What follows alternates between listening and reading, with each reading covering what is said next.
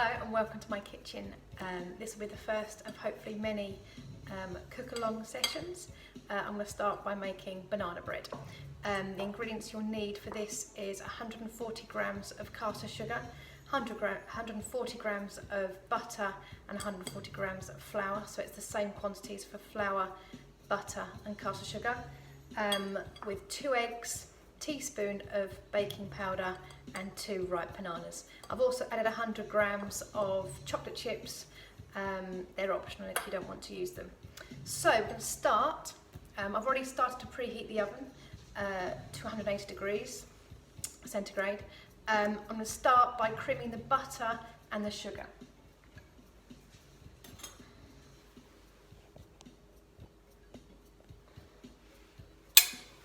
Just straighten that up. So I've already softened the butter and the caster sugar.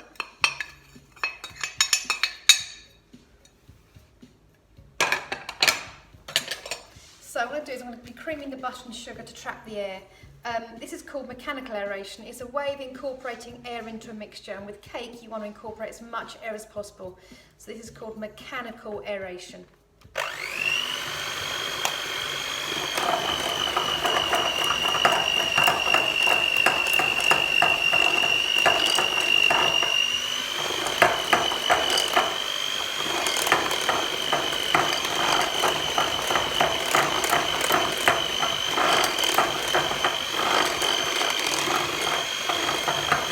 To be light and fluffy.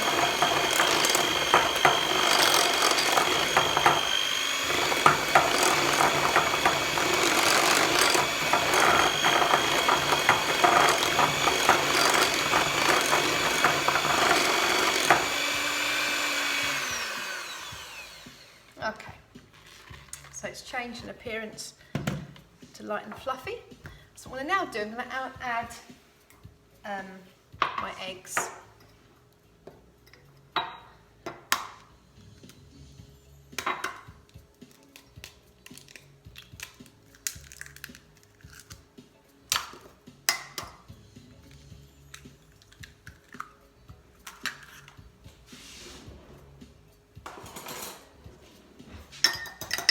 Now if I add my eggs all at once, what will happen is the mixture will become what's called unstable emulsion. The texture will change and it will look as if it's sort of separated. So when I add the egg, I'm going to add a little bit of flour at a time to prevent this unstable emulsion from happening, because I want it to be stable.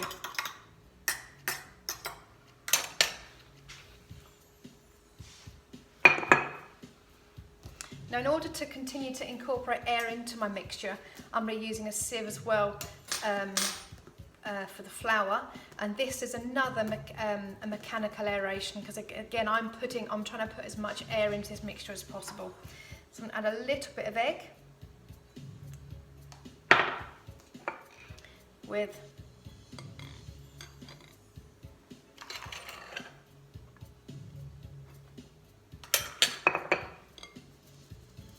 a little bit of flour, then incorporate it.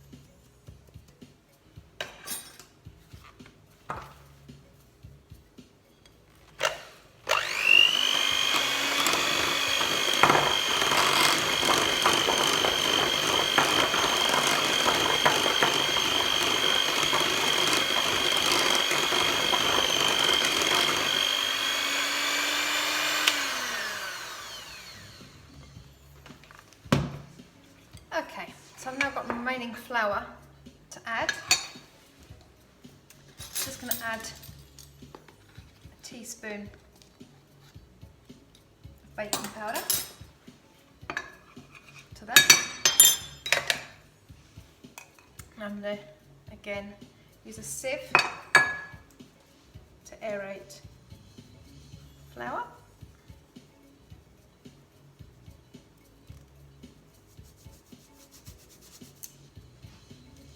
And now I'm not going to use the mixer now, I'm going to use a spoon because I want to fold it in. I don't want to knock any of those lovely air bubbles I've now incorporated into it.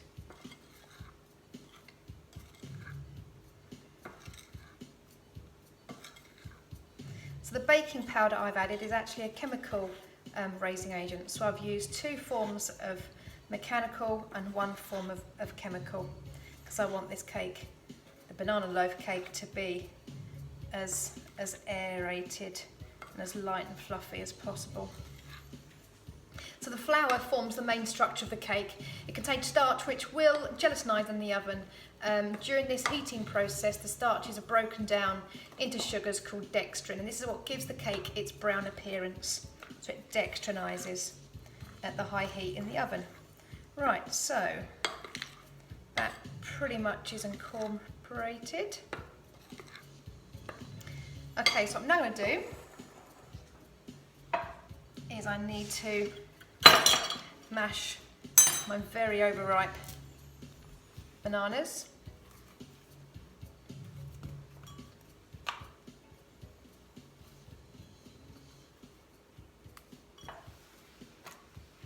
Just break them up into smaller pieces. And you're on.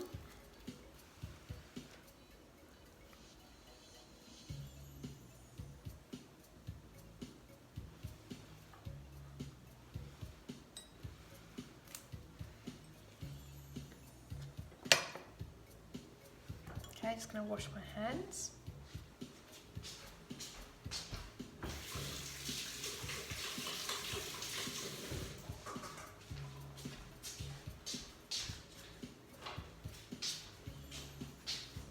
So using a fork, I'm just going to mash it against the sides of the bowl, or the jug in this case.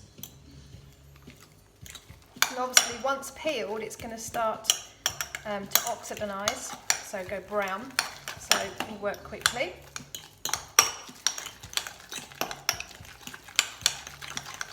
And it's like a banana puree.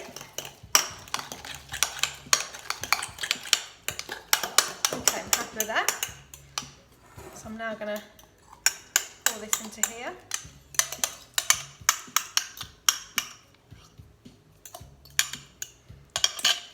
You don't have to, but I'm adding some chocolate chips. I don't actually have any chocolate chips, but all I did have is a bar of cooking chocolate, so I just used my food processor to make it into smaller pieces. Had it in the cupboard, so I might as well use it. So slowly again incorporating it together. So not only with the flour sort of gelatinizing in the oven, but also it'll caramelise as well. So the caramelisation also takes place in the non-enzymic browning of the cake too. So the caramelisation is it will help the browning of the cake.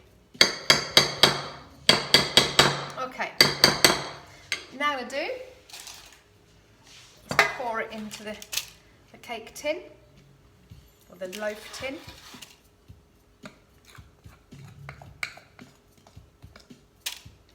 Try not to get anything on the sides, because obviously that will obviously burn in the heat of the oven.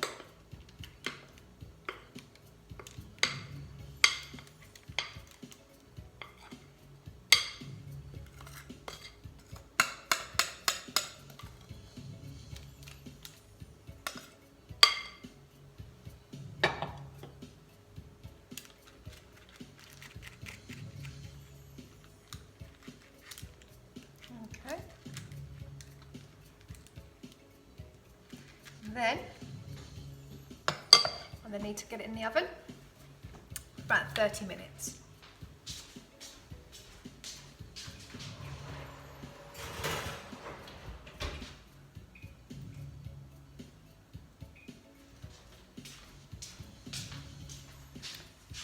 Okay, so what I'll do is, then after half an hour, I'll insert a skewer to see if it's done. Insert a skewer, pulling it out, and it should come. The skewer should be clean. And then I'm going to leave it in the foil in the container just for 10 minutes just to cool, and we'll check on it then. So the cake is now out the oven. I had to leave it in for another 10 minutes because it wasn't quite ready. So it's been left to cool for about 10 minutes now. And then move it.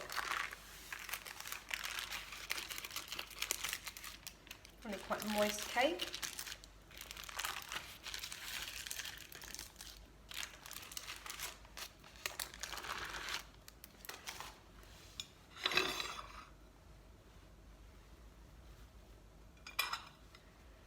And what I've done is I've made an icing using butter, icing sugar, but I had in the cupboard salted caramel sauce. So I added a little bit of that to it to get a nice sweet flavour. There's a bit of icing.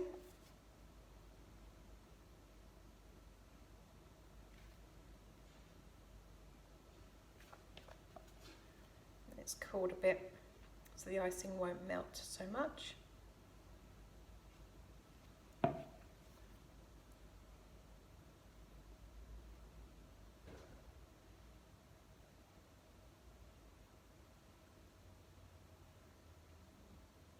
If you had some dried bananas, you could put a bit on top. I don't, so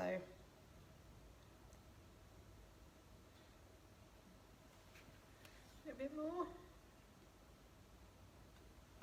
And it dribble down the side. And there we go.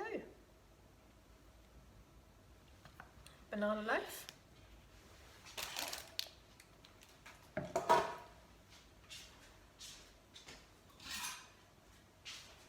So if I cut it,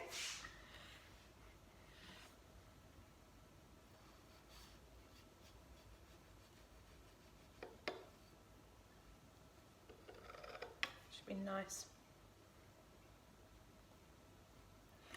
and moist in the middle. I hope you enjoyed that, and I'll post the recipe online as well for you.